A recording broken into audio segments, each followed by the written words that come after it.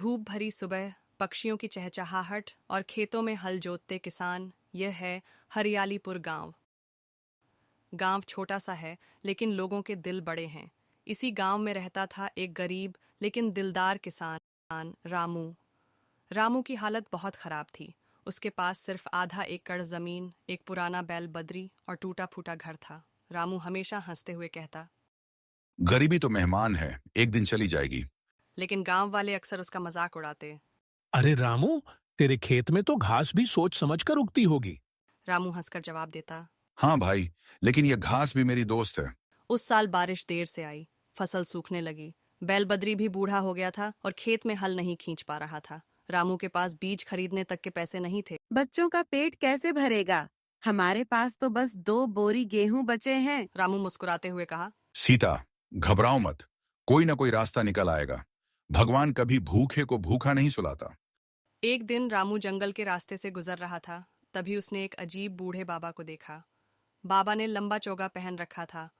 बाबा बोले। रामू बेटा, सुना है तू गरीब है लेकिन दिलदार है। रामू ने हंसकर कहा। हाँ बाबा, दिल से तो अमीर हूँ, जेब से थोड़ा खाली। बाबा ने अपनी छड़ी घुमाई और बोले, ये लो जादुई बीज, इसे खेत में बो देना, लेकिन ध्यान रखना, इसका फल बांटना होगा।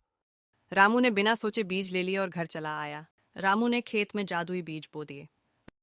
अगले ही दिन खेत में छोटी छोटी हरी पत्तियां उग आईं और सिर्फ एक हफ्ते में खेत सुनहरे गेहूं से भर गया।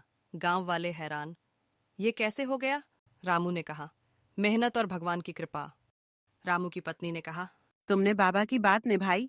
देखो भगवान ने तुम्हें कितना दिया। एक साल बाद वही बूढ़ा बाबा फिर आया। बाबा बोले, रामू, तूने अपनी दौलत बांटी, लालच नहीं किया। अब ये खेत हमेशा सोना उगाएगा। रामू ने बाबा को धन्यवाद दिया और कहा, बाबा, असली दौलत तो लोगों का प्यार है। रामू की वजह से हरियालीपुर गांव देश के सबसे खुशहाल गांवों में गिना जाने लगा। गांव में अस्पताल, स्कूल और पानी की टंकी बन गई। लोग रामू को अन्नदाता कहने लगे। असली अमीरी जेब में नहीं, दिल में होती है, और बांटने से दौलत कम नहीं होती, बढ़ती है।